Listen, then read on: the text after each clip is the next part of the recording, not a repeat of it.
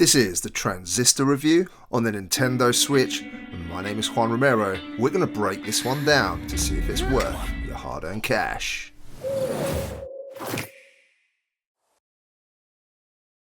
As the game begins, Red, the main protagonist, is kneeling by a dead man and nearby the impressive sword Transistor, which of course is the title of this game. Red's voice has been stolen, and here begins the journey against the Camerata to unravel the mystery of why she was attacked, why this man was killed, and also why this stupendous sword has a voice. Transistor is Red's partner throughout this journey, a soul, if you like, within this sword, which has the ability to speak and narrate us through this story. What a night. You're still in one piece. That's all that matters. The narrative at times will leave you a little baffled and asking questions, and a lot leaves it up to you as the player to form your own conclusions in a way where the game is not going to tell you everything, but instead relies on your intelligence to piece it together. If you love sci-fi, then this will keep you glued all the way through its 6-hour campaign, and I'm glad I had to use my brain. Overall, I really enjoyed the story here. In terms of gameplay, Transistor is a mix of strategic planning and fast-paced action within the game's battle sequences. You see, you can choose to battle your enemies in real time, or you can slow things right down and plan your attack. As you plan each movement and each strike, a blue bar fills up, and once full, you will need to unleash your movement and attacks. Some attacks use up less of the blue bar, and more powerful ones use more.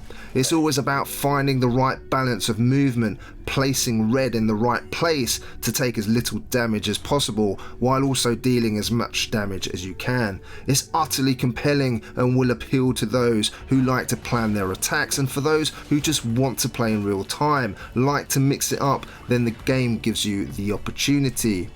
This is a 4-year-old game, but it's one that feels as fresh today on the Switch as it did 4 years ago. It does not seem to have aged. Another difference is the way the game deals with your character's health. Instead, if you lose your health bar, you lose your skill, which will not come back until you reach a number of access points so it can be repaired. It can be a real blow at times, and you will have to manage this in the battles you come across. Now, there are 4 slots you can fill up with skills, which will consist of a long range attack, crowd attack, a dash and a stun, and this can be changed once you unlock more skills. And the other great thing is that those skills can be stacked with others. Some are active whilst others are passive skills, and there's a lot of depth added to the game mixing these skills up. For example, I was able to turn my dash from a simple dash into one that made a copy of myself, sometimes so that enemies would attack the copy instead of me, or turning my dash so that when I dash from one area to the other, I would leave a small explosion in my wake.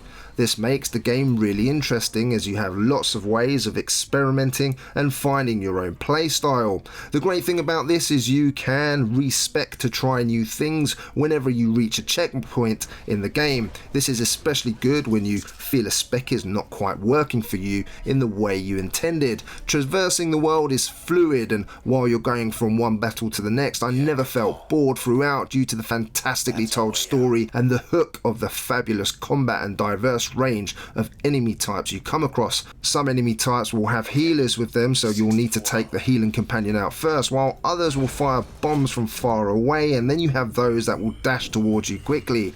Each enemy type will require thought in how you defeat them. When the game puts these enemies in one place together, it becomes a game where tactics and strategy will win the day, and I loved every minute of that. The bosses you come across are just as fun to fight, and I never tired of the combat here throughout, which for me is one of the game's greatest strengths. Moving on to the audio in Transistor is nothing short of stunning.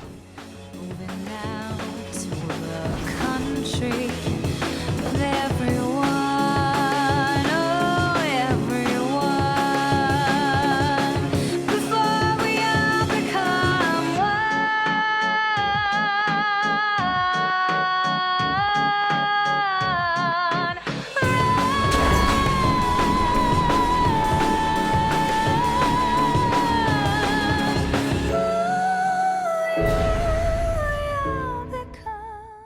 Not only are the vocals here some of the best I've heard from any indie game, but I would say they are some of the best full stop.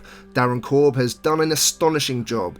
This is a soundtrack you'll want to listen to away from the game, it's that good, and I've put a link above to our website so you can check that out. The music made throughout this game is superb and fits to bring this game and story to life. It just makes this game so complete and an absolute joy. If you buy the soundtrack, there are also alternative versions of the music. The voiceover throughout the game and narration is also superb. Sound effects are all in keeping with the sci-fi world and is again a perfect fit. There really isn't anything more to say than this is pure excellence. In terms of visuals and performance, visually the game on the Switch looks beautiful, especially in docked mode. Take a moment to look at the wonderfully designed cutscenes and the excellent executions of showing us what a futuristic world could look like. Everything oozes details, from Red dragging the sword against the floor and sparks flying to the constant movement of colours in the level's backgrounds. Supergiant Games need to be commended because their work with Bastion was great, but for me this takes it to another level. I love the clothes that Red wears and how they move when she walks, especially that yellow dress early on. The lighting is incredible and I appreciated the design, and I'm sure many of you will be completely absorbed into this sci-fi world. I was less than impressed with the performance, however. Unfortunately the game does stutter and I noticed dropped frames. While it's not the end of the world, it's a blotch on an otherwise pure quality design. The game also doesn't look as punchy and handheld, and while that's to be expected, you will enjoy this more on the big screen. In terms of value, the game is of course 4 years old, and Supergiant Games have another opportunity to sell this to people who may have missed it the first time round. It's going to cost you $20 or £15.49, which is the same price as on Steam at least, so there's no variance right now.